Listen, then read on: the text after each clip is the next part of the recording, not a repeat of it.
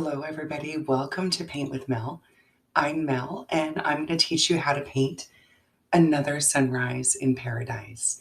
I love painting seascapes. They afford us a lot of room for creativity, and they're very forgiving. So if your painting looks a little bit different than mine, good. It's supposed to. That's the whole point of creating art, right? It's to get our hands a little bit dirty and to put a piece of ourselves into our painting. So today I'm going to walk you step by step through this piece. I'll come to the painting and point out what part of the painting it is that we're going to work on. And then I'll tell you what brush to use, what color to use, and then I'm going to demonstrate that step right here on my own canvas. So let's talk a little bit about the equipment we're using today. I have what you would call a 1-inch flat brush, and it's just a pretty basic paintbrush you can buy in any beginner kit, or you can get them off my site. And this will just allow us a nice bristle surface to do some smoothing and some blending. We don't need to get real fancy. You could use a 1/2-inch brush, but you really don't want to go any smaller than that because then you end up with a lot of grooves or brush strokes in your final piece. And I'm a little type A and I find those somewhat bothersome. I am starting with the sky. So for now, I just have some blue and some white on a paper plate. That's what I'm using as my palette today. And I also have a little rag and some water in a cup to clean and dry my brushes. It's that simple. So this first step with the sky is only going to take us about 10 minutes. And at any point, you can rewind me if you didn't hear what I said. You can pause me if you need a moment to catch up, or because a kid came in and interrupted your creative process. I get it. So I try to keep things really light and really easy, and let's get going. Okay, so the first thing we're going to do is start working on our sky. And I want to establish my horizon line here. That's the space that's going to separate the sky from our sea in this case. And to do that, I'm just going to take a tiny bit of blue and just a tiny bit of white. You can see I always take my paint from the edge of the puddle just in case I'm painting dirty. And I just want a lighter or paler blue. It's really not going to matter if it's too dark because I can always cover it up with the sea. But essentially, you can see if I hold my hand here, your canvas may be a different size, so don't stick to this measurement. But the rule I'm trying to give you here is that our sky is going to be about the top 2/3 of our space. And you can adjust that to your liking. So I'm going to come over to my canvas, which is just slightly bigger than the original example. And I'm going to approximate thirds. You can see I'm doing that here with my hand. This is 1/3, the middle is 1/3, and the bottom is 1/3. So I'm just going to take that skinny edge of the brush and hold it flat and horizontal and drag a line right across there. And it doesn't have to be perfect. I'm going to leave it. This is just holding space. That's it. So now I'm going to come back and I'm going to go just for the dark blue because the darkest part of our sky is up at the top. And I like to use a loose sort of what we call a cross stroke, where you just make big loose X's. And I'm coming across probably about the top third of my sky itself. So I'm going to come about 1/3 of the way down the distance from the top. I've got my canvas, it's a canvas paper, I have it taped to the wall. So if you have a stretch canvas that has a frame, you might want to take this around those side edges. We call that gallery wrapping, and it's just a nice professional finish to your piece. So I'm just bringing that blue down about 1/3 of the way into my sky, just picking up little bits as I need it. And my blue has some transparency to it, so you might see some streaking or some light or dark spots. And when that dries, that really helps us create sort of a light, airy, fluffy texture to our sky. So at this point, I'm about 1/3 of the way down. That's it, nothing fancy. I don't need this edge to be even, and in fact, I don't really want it to be, so I'm just gonna wisp through and make that just a little bit uneven. I don't want a sky that's layers of stripes, as if you open the box of a side of rainbow sherbet and everything is just layered. I want to just let it be sort of loose and uneven because that'll really help play into just sort of the texture and the height and dimension of our sky. So now that I'm about a third of the way down, and if you're not there, go ahead and pause me, catch up, and come on back. But I'm just going to keep picking up little bits of blue and start picking up little bits of white. And you can see everything just sort of blends there together. And remember, canvas is fabric, and fabric has texture. So sometimes when you sweep over, you don't really get good coverage. So we have a couple of choices. You can pick up a little more paint. Your brush might be a little dry, and you want to smooth that over. Or if you get these little tiny spots, I like to just give a little scrub with my brush. And that will move those bristles into those grooves so that all I have to do is just come along and sweep them out. Because I want sort of that light, airy texture here to my sky. So I'm just continuing to pick up blue with little bits of white. And again, using that sweepy sort of cross or X stroke. And that'll allow some of that light to streak up into the blue part and give me a little bit of lift, almost like some clouds. And I'm just going to work my way across this middle third using both blue and white together. When you get streaks and they look really light and fluffy like clouds, don't keep sweeping over them. Just thank Bob Ross and keep going. That's the magic that Bob Ross tells us is going to happen when we paint. Those little streaks, those little bits that just, you couldn't do them on purpose if you tried. Now for this bottom third, I still haven't cleaned my brush, but I'm just picking up white. You can see here we have our pink sunrise clouds and that light coming up from our horizon. So I want this bottom third to be much lighter. So I'm just picking up white, and there's really plenty of blue left in my bristles to help blend that through. And you can see as I cross over the section above it, I just keep using those wispy strokes and letting those little light, fluffy cloud-like streaks stay in there. Now, sometimes at this point, you're going to look at it and think, wow, that's really transparent. Maybe I should put another layer on here. And you can totally do that. Let this layer dry or hit it with a blow dryer and then come back to it when it's dry. And when you put on another layer following the same order of operations, you're going to end up with a lot more depth and a lot more dimension. That layering of paint really builds up luster and really gives us more dimension. But I am going to give you guys a few minutes. You might want to hit the pause button, but just go ahead and sweep through and finish getting your sky in. At this point, I'm going to leave mine alone and let it dry. And I'm going to move on to the sea next. But as I said, if you wanted to add another layer, just let this dry and repeat the process. So at this point, go ahead and hit the pause button. And when I come back, we're going to start working on. Okay, so our sky is in.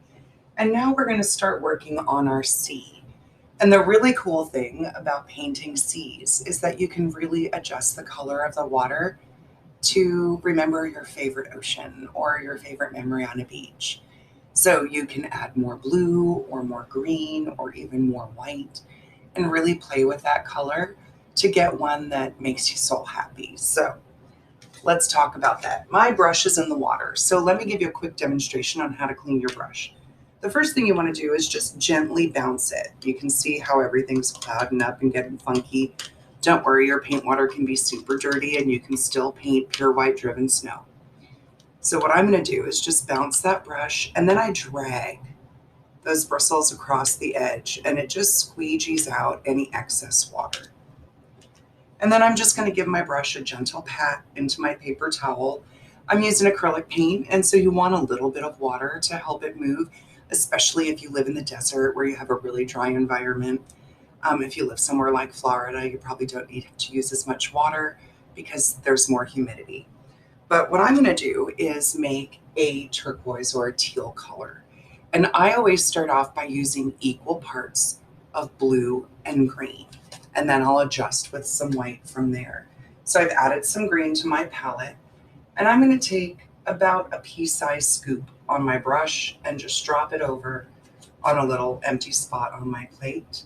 And then I'm going to grab just a little bit of blue, same amount, and swirl those together.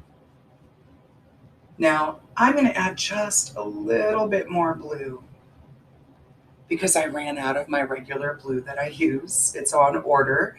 And so this is a good example to show you that we can really adapt based on what we have available and what we're using. But we want a nice teal color. And I'm going to start without any white. And the first thing I'm going to do is come across my horizon line here. So I've got that skinny edge of the brush. I'm starting on one end. And I like to just go slow and pull. The brush is doing all the work for me. This way I can get a fairly even line, and I do it all in one stroke. It's not perfect, but if I start and stop, then you end up with a disjointed line that can end up with weird little sort of pivots or angles in it.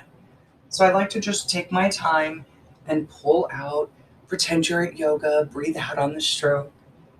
And now I'm going to turn the brush so that skinny side is up and down. And I'm going to just sweep my darkest turquoise or teal right across. Uh-oh, my brush skipped a little bit there and popped up on me. So I'm just going to take that skinny edge of the brush again and clean that up.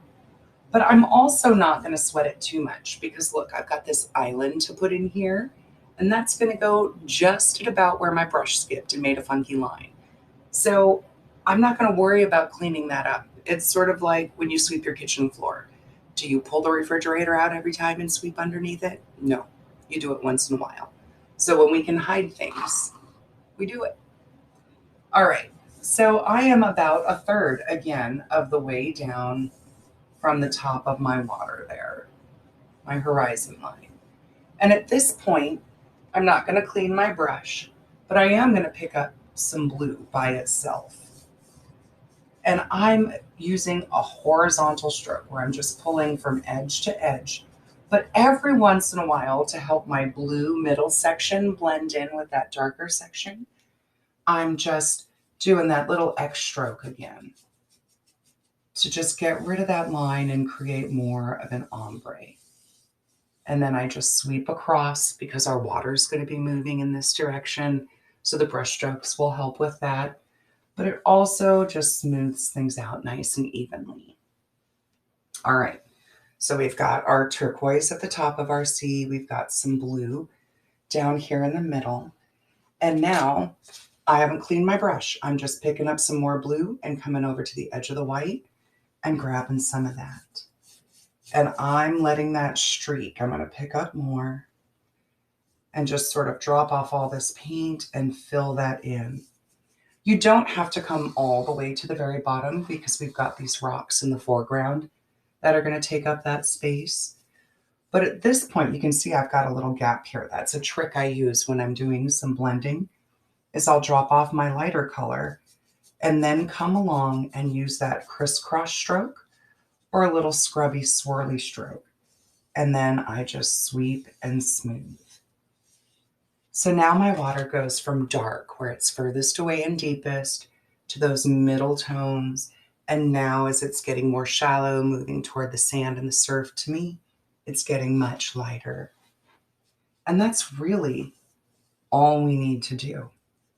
I know it seems like it should be more mystical and complicated than that, but it's really not. If we keep art simple, it's really fun and we can really enjoy the process. And that's how I approach these things. So I am going to pick up a little bit more white, and my goal here is to just create a few little streaks in my water.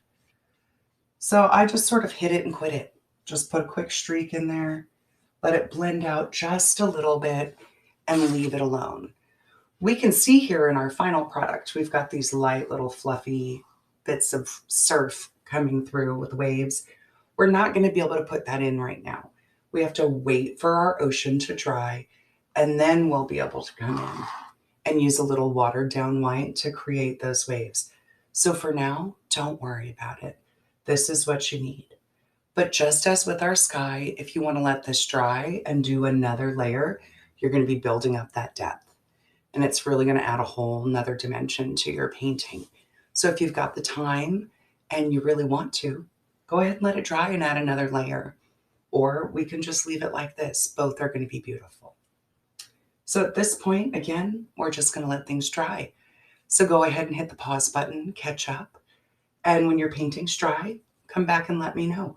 We're going to come back in here in our sky and start working on those light, fluffy pink clouds. Okay, so we've got our sky and our sea are those first layers in. And now we're going to start working on some of our clouds. And our clouds are going to be pinkest at the horizon line as that first early morning sunrise is coming up. And it's going to work its way up toward the middle of our sky. And we want sort of an uneven, fluffy edge, but we're not going for real distinctly shaped clouds here, like where you make little cotton ball clouds. We just want to start smudging some pink and white through that area, and it's really going to look like clouds when we're done. So again, I'm still using my 1-inch flat brush. I've cleaned and dried it. And I'm going to start by just picking up a little bit of white. I want to make sure I have some really bright light spots here for that pink to layer over. Oops, that sea was a little wet and I just smeared a little green into my sky, but we'll cover it. So I'm just coming along using a very loose stroke. Remember, we're starting at the bottom at that horizon line and working our way up. So I'm just wisping my brush at an angle. And when you get really close up, you can see all those streaks, how they tear, sort of get all raggedy and uneven on the edge. Don't worry about it. At this point, it's most like when you're using the scary side of the mirror to tweeze your brow and your lip, everything is frightening. It's because we're too close and we don't get proper perspective. Perspective requires some distance. Well, that's a metaphor for life, isn't it? But what I want to do is just bring some of that white up and let it sort of trail off and fade and streak off into the blue. And you can see it's a little bit uneven. I've got a big fluffy part here and another one there, and we've got a dip down here. Maybe just add another little bit of white there. Just little bits. The more you fuss and mess with it, the lighter it's going to get, the more it's going to blend in. And I just want a little bit of that bold white right there. I've also added a tiny bit of red to my palette. And we want to treat this red really carefully because we want a very light, pale pink. So I'm going to grab a little bit of white, about a lima bean size, and move that over to an empty spot on my palette. And then I'm going to take that very tippy corner of my brush and just grab the tiniest bit of red, because I can always come back and get a little more, but it's really hard to dilute it back down to a lighter shade. So can you see that? I've got a few little swirls in that very pale light pink. We want to be like a level below cotton candy. We don't want to be like, if you put too much red in, you're going to get Pepto-Bismol. But I don't want to come over and start painting yet because my brush is filled with paint. So I am going to stop and take a moment and just clean out those bristles. I used my brush to mix with, and that means that all that paint gets loaded up in my bristles. So if I were to go to the canvas now, I'd be putting big smears on. I don't want that. I really want to control the amount of paint I'm using. So just a quick rinse and dry of your bristles. And come over and just start with the tiniest bit. Just a tiny dab. You can see there, tiny dab. We can always add more. And what I'm going to do is using that same streaky, sort of wispy technique, start grabbing some of that pink and adding it in here. I think mine's just a little too light. I'm going to add just a touch more red to it. There we go. Now, if you haven't mixed your pink really thoroughly, you'll get little streaks of darker pink, and that's magic. That makes good stuff too. So I'm getting close to the horizon line. Just take your time right there and get nice and close. If it gets a little funky, we can always bring the sea back over it. That's the beauty about doing this at home, is we can stop and come back in and take a few minutes to correct things, because we're not trying to keep up with the whole room like when you're in a paint studio or at a party. All right, so there we go. And you can see little bits of blue peeking through there. That's what we want. They're clouds. They have different levels of thickness and translucency. And we just want to be really easy and really light. A little more pink. And I'm just working my way up. If you want, you can use these little swirly, scrubby strokes, especially like at the top, to just give little bits of fluff, sort of, to your clouds. Give them that little light fluffiness. And again, leave that top level uneven. Clouds rise up at different heights. And that's what we're trying to express here. And that's one thing we should talk about, is when we're painting, we're really just trying to express our vision. We're not trying to recreate a photograph. This is not photorealism. This is expression. We're just trying to put our feelings or our idea about this painting, our memory, down on canvas. It doesn't have to be fancy or perfect. That would be no fun.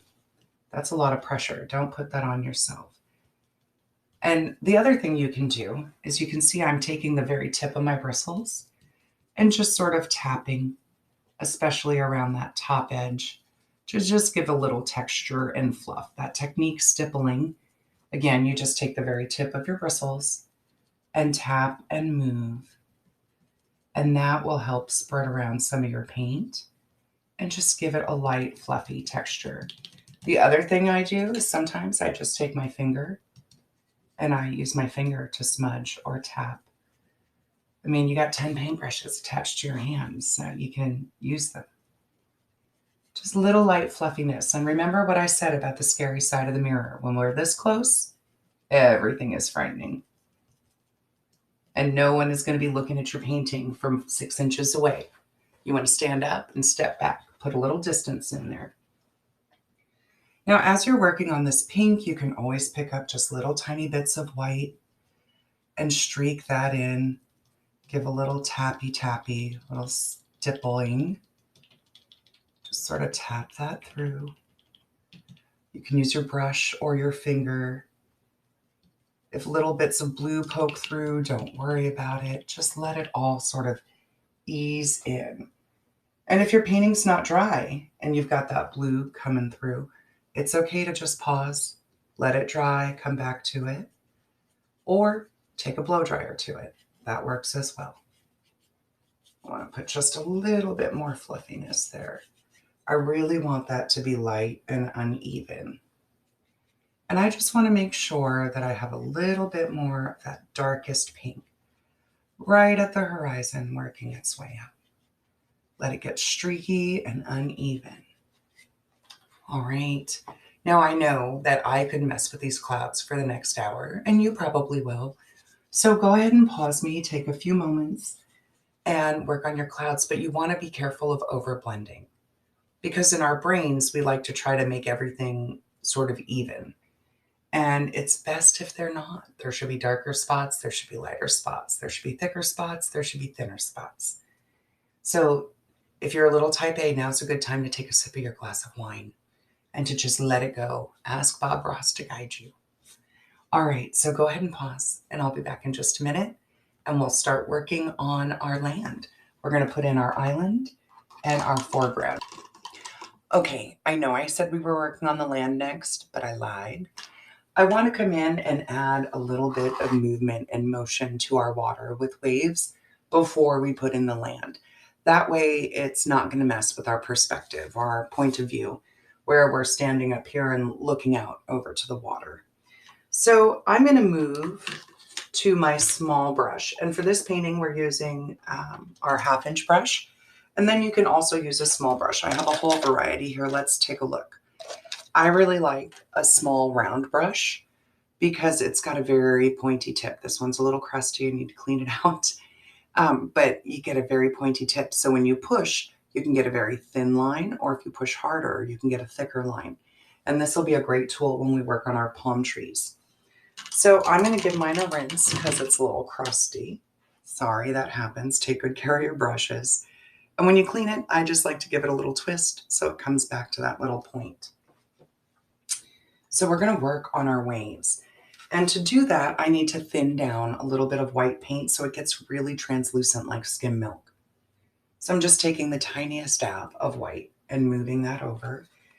And I'm just going to dip my brush into the water and let those bristles soak it up. And bring that little bit over and swirl that into my water. And it should look like skim milk. And yes, my water is kind of blue and it isn't going to matter. So you can't see it, but I've got some skim milk, very translucent white paint there. And I want to come in and start creating waves. So to create waves and put a little motion, I like to hold my brush further back because I'm not going to have the same sort of grip and tightness on it as I would holding it like a pencil. If I'm further back as I move, there's a little more wiggle and grace to my stroke. So let's look here. We've got our middle section where there are some waves. So I'm just going to barely put the tip of my brush there and give just a little bit of a wiggle. Let a few peaks come in, and then I just come down below that line and swish across horizontally. Now this is a little brighter than I would have wanted it to be, but that's okay. I'm not going to panic. I'm just going to let it fade out. Create another little wave here moving toward that shore. Once you get those little peaks in your line, just swish across horizontally. It's going to give you a little bit more movement and make it look like those waves are washing up. And this is a serene sort of seascape, so I don't need big crashing waves. I just need a little bit of motion.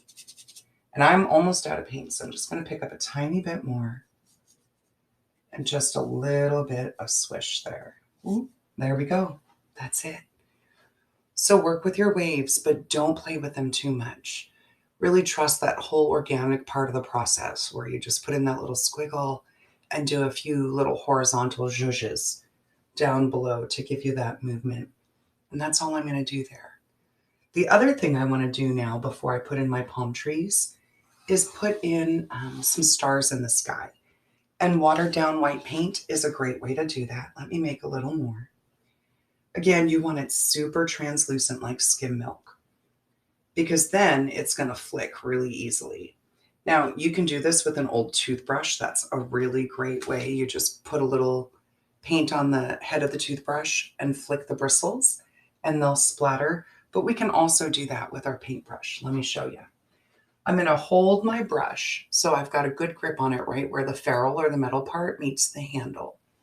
And then I'm going to grab the tip of the bristles with my other finger and just give a light flick. Just a light flick. Be careful of where you're doing this. You don't want to get paint all over your kitchen or your carpet. You might have to take this outside. But just little flicks. I'm holding it closer because then I can get better control. And you're just going to get a light splatter. And we want that to stay up at the top because remember it's sunrise. So the stars are still just barely there. The other thing you can do is use the bristles or the business end of your paintbrush. Let me show you that. Just take the non-bristle end, dip it in some white, and then you can come in and just dot in a few bigger stars. You can make your zodiac sign. You can put in your favorite constellation, whatever floats your boat. Just a few extra bigger stars to build up some dimension. All right, that's it.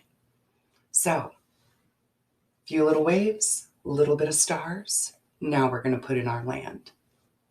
So if you need to, go ahead and pause me. And when you come back, we'll start working. So for our land, we're going to need a little bit of black paint. So I'm just going to add some small amount to my palette. We can always add more, but it's really hard to put paint or toothpaste back in tubes. So I just grab a little, a grape size amount. And I'm going to use my smaller brush, the one that we just used for our stars, that smaller brush. And I'm going to start with my island. Now let's just stop for a minute and take a look at it and talk about it before we get to painting. This is the halfway point between the left and right side of my canvas. So you can see it comes just barely over halfway. It's got a peak. You can make as many peaks as you want. So if you want to make big craggy islands, you can. You want them to look volcanic, do it. If you want them slow and small, you can do that as well. So I'm just going to grab a little bit of paint, of black paint on my brush. And I like to find my tallest point first. And I want that about a quarter of the way in from the right. And I'm just going to let my brush hold it further back if you need a little more grace. A little wiggle in your line. And those bumpy edges, that's good stuff. Leave it, because it's an island.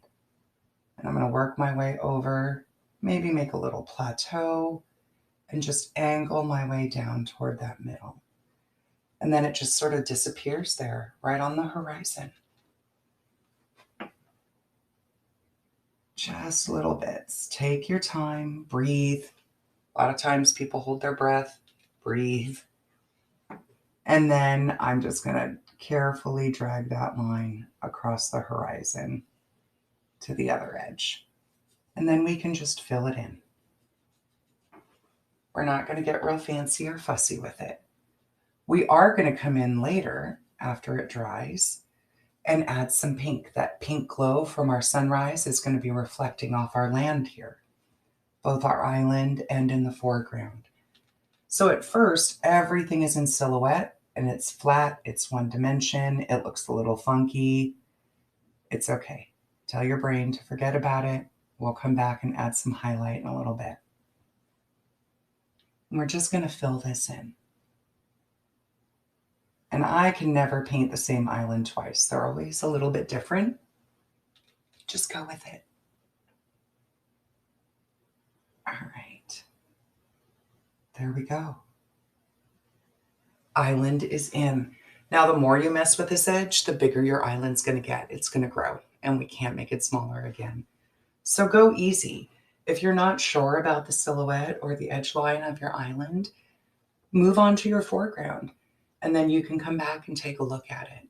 Because right now it's really the biggest and boldest thing on our canvas, so our eye and mind are going to be most drawn to it, and we're going to be a little bit critical of it, or a lot critical.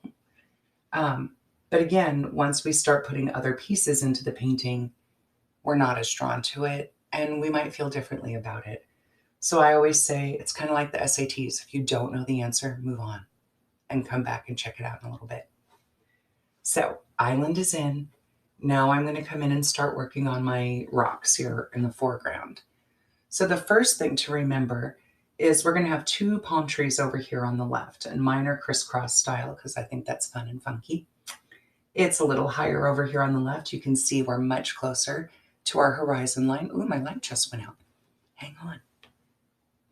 Okay, we're back. So you can see it's much closer there to that horizon line. And over here on the right side, it's lower. So it's really up to you how far up you want to come on the left or the right, but this is just my recommendation. So I'm going to switch to my big brush for this, because that's a lot of space to fill in and it'll take all day with that little guy. So I'm back to a clean big one. And I'm going to grab some black paint, and I want to hold my brush so that I'm using that skinny edge. I'm going to come over here to the left, and I'm coming just about an inch down from that horizon. And just like with that island, I'm just creating these little pointy, rocky, edgy surfaces. And I'm trying to keep things uneven. If there's a spot in your water that you're not really happy about, let your rock cover it up. That's okay. And we'll just pull that over. There we go. And I'm just going to come back through and clean that edge up. I want that line nice and crisp. It can be uneven and bumpy, but I just want to clean it up a little bit. And then I'm going to fill this in with that black paint. So that's your mission. Build those rocks and then just start filling in with your black paint. It doesn't have to be perfect. We're going to put in some highlights and create some surface texture to our rocks in just a little bit. But for now, we're just coming in and putting in the silhouette or the shape. That's it. Again, don't mess with them too much. The more you mess with them, the more they grow, and we can't really make them smaller. So this is a good point to pause, get your island and your rocks in. When we come back, we're going to make some palm trees. All right, is anybody nervous about painting palm trees? Don't be. And let me explain why. Do you see the curve in that palm tree's trunk? Looks like a parenthesis that you just stretched out a little bit, right? The palm fronds, again, parentheses. So if you can paint a curved line like a parenthesis, you can paint a palm tree. We just have to connect them. So for my palm tree, I'm going to grab just a little bit more black paint, reload here, tiny bit. I like to add little bits to my palette because I can't tell you how many palettes I have come to after painting and had to waste all that paint. It just hurts my soul. So I'm really trying to be better about that. Okay, I'm going to use my small brush. It's clean. Work those bristles till I get that nice pointy edge again. And I'm going to come in and start with my trunks. So I'm just grabbing a little bit of black paint. Remember, palm trees have very skinny trunks, and the edges can be a little bumpy and rough. So when your bristles kind of move and make little wiggles in the edge of your line, don't worry about it. It's good stuff. So I want to bring my palm trees from this darkest top of the sky down to my rock over here. So I've got a couple little spots. I like to start at the top and come down. So I'm going to eyeball where the top of my tree is going to start and where it's going to end up. Kind of commit that to mental memory and just pull that line down. Just a curved line. And I'm going to go over it just to fill it in. And I push a little harder toward the bottom to make it just a little bit thicker. But remember, palm trees are very thin and flexible so that they can float in the wind. And I don't want to misrepresent that. So we don't need to branch them out at the bottom like we would a redwood or an oak tree where you need that big broad base. All right, so I've got one trunk in, and now I'm going to add the other. I'm going to come over here where it's going to start, picture where it's going to land, and I'm just going to cross right over and bring that down. Remember, a little push as you come down, spread those bristles so that it gets just a little thicker toward the bottom. And the more you mess with this, the fatter it's going to get, so leave it alone. Okay, we've got our trunks in. Now, and remember, pause me at any point if you need to, so that you don't feel rushed. I've got more black, and what I want to do is start creating sort of like a spoke or like an umbrella frame that is going to become my palm fronds. So everything starts here in the center at the top, and I'm just pulling these very loose, curved lines and let them spread out, just like that. So I put 5 or 6 on each one. It's up to you. You can make them dangle a little longer if you want. And palm trees, you know, they have bad hair days. They get crazy. So we don't have to be super particular with this tree. Trees are organic. They get funky. We can let them get a little funky. So we've got our branches. There are palm fronds, just these big curved lines. Take a moment, get those in. And I'm going to show you how to make the little fringe. So if you want to get really fancy, you can think about which way the wind is blowing and move your palm fronds in that direction. That's too much work for me. So what I like to do is just come down using this center line as sort of a spine. And I just start pulling out little thin, wispy curved lines. And I start out with just a few, sort of like a wide tooth comb. And then I come back in and I'm just using really light flicks, just little flicks. And I move along. Palm trees are messy, so don't feel like you need to make this absolutely perfect. Light touch gives you thinner lines. Put a few flipping out that way. And just work our way through. Don't hold your breath. Breathe out on the stroke. It's okay. And we're just going to work our way around all of the palm fronds to add these. So I'm going to stay with you while I do it. But again, you're welcome to just pause and take your time. And it's like the advice I gave you earlier. If you're just not sure, move along to another one and come back. Start off with thin, really wide tooth, gappy palm fronds. And once you get them placed, you can come back in and start adding that finer frayed fringe. And I like to let palm fronds cross over the trunk or over each other because that sort of builds in some dimension for me without having to get real fussy. Just put them in.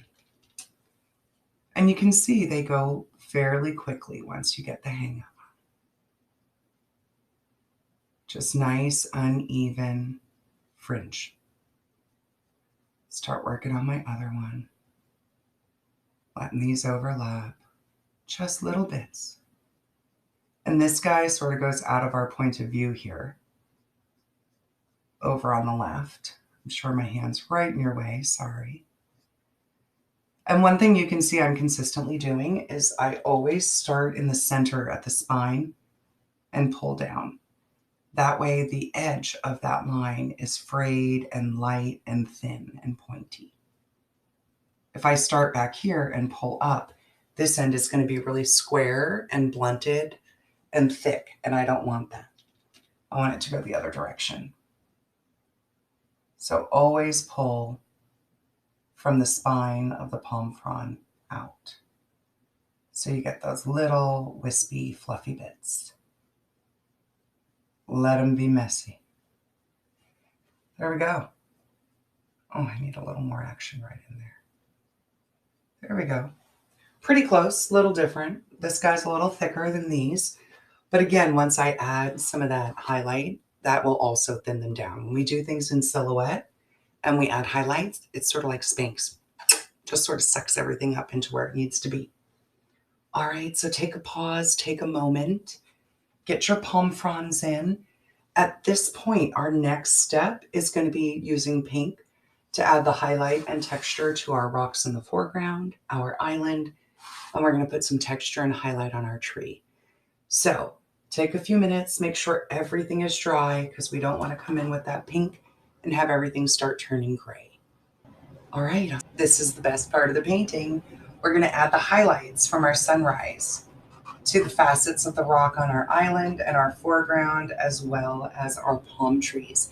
And that's what's going to take them from this flat, one-dimensional silhouette to having some texture and some depth. So I've got a little bit of pink, just like I did with my clouds, a little white and red. I left a little swirl in there, sort of like the fudge ripple in the fudge ripple ice cream, so that I get different tones and shades as I'm working. And I'm going to start with my island in the back. I want to show you something. Do you see how this piece of the rock looks like it's in front? But I painted this all in one solid piece. So what you can do if you want to bring a piece of the rock into the foreground is just come along that edge and create almost another silhouette there with just a little bit of pink. And don't pick up any more. Just grab that little line and start wisping away. Remember, our light's here, so it's going to hit the surface closest to it first and then just sort of fade away. So little bits. I even give little squiggles. I'm not trying to do a whole lot here. I just want to create a little bit of texture. Little dabs. You can even pat some out with your finger. Grab some more. I'm going to do the same thing over here on the left edge of my island. Come along with a little bit of sort of outlining that edge. And this part here is sort of in the shadows, right? Oh, my black's a little wet, so I'm just going to wipe that off on my rag and pick up some more pink. And come along that edge and then just pull and let it get loose and messy. We don't need a perfect ombre. This is an island. It's got rocks. And we just want those little bits of rock catching that glint of light. And I can even bring a little piece of this over. There we go. And just add little bits right there to the edge. And all of a sudden, this went from one big flat sort of funky triangle into looking like an island. And I'm not going to mess with it too much, because the more you mess with it, the more likely you are to mess it up. So just little bits of that pink there. And remember, we can always come back and add more. So I'm going to leave it. I want you to treat this highlight like seasoning. When you're making a soup or a stew, you add some and then you come back and you taste test it and you add a little more salt or a little bit more pepper or whatever it is that you're using. You just want to add little bits at a time and elevate and lift that as we go along. So let's work on our front rocks. Again, we can make sort of a separation of different rocks the way we did here with our island. Grab a little bit of pink and grab this edge here and just sort of bring that down. And now that rock is separate from the others. And instead of picking up more paint, I'm just going to grab that edge and smudge some of that paint in. Come around my palm tree, and we're just going to work our way through. I don't want to go through my palm trees because they're in front of the rock. But I'm coming down along those edges and just adding little bits. Work my way along. So I can always come back over here and smudge this out a little more. But we would just want different levels of highlight. Just little bits more in certain spots and not in others. Now, right now I've got a lot of paint on that brush. So what I'm doing is just sort of moving it around and dropping it off. And as I run out of paint, I can just come back and start smudging it around and creating different textures in my rock here. Just little bits, just like that. That's all you got to do. Let me peek on that in the monitor. See how it looks? Okay. Add a little bit more because I just don't feel like it's bright enough.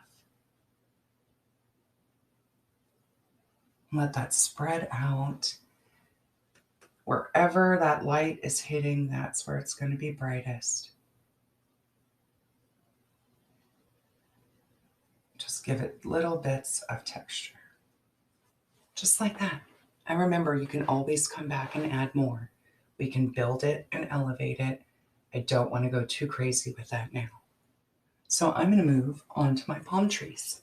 If you need to, go ahead and pause and come back and pick up when you're ready. Okay? Palm trees. First thing I want to do is my trunk, because one palm tree is going to be in front of the other. So I need to remember that. My light is coming from here, so the right side of my palm trees is where the light's going to hit. And I'm going to put the palm tree on the left. That starts on the left. That's going to be the one that's in front. So I'm going to start with the palm tree on the right because that one's in the back. And I'm just going to line the tip of my bristles up with that right edge. And I just pull. Just grab that little right edge and just pull tiny little bits. And it's starting to create that weird husky texture of palm tree trunks. I just line that up and pull. Line and leave a little gap, pull. And I try to not make it all even. Skip a few spots. Now, where my palm trees intersect, I'm going to skip over that, move above it, and continue. Right up to where my palm fronds are. Get my paint, come over to the other one. Actually, let me come over here and clean this up. I want to just move a little bit of this right to that edge. And you can really take your time, use really tiny strokes, get a lot of texture in there. Or you can leave it loose and chunky, because that's equally cool. And if you put just a slight little bit of curve to your strokes as they come across, it gives that round shape to your palm tree trunk. That was a mouthful. Okay, Now I'm coming over to the other one. Same technique. And you can see I'm starting a little lower here because that palm tree comes further down into the ground. Lining up that right edge and pulling.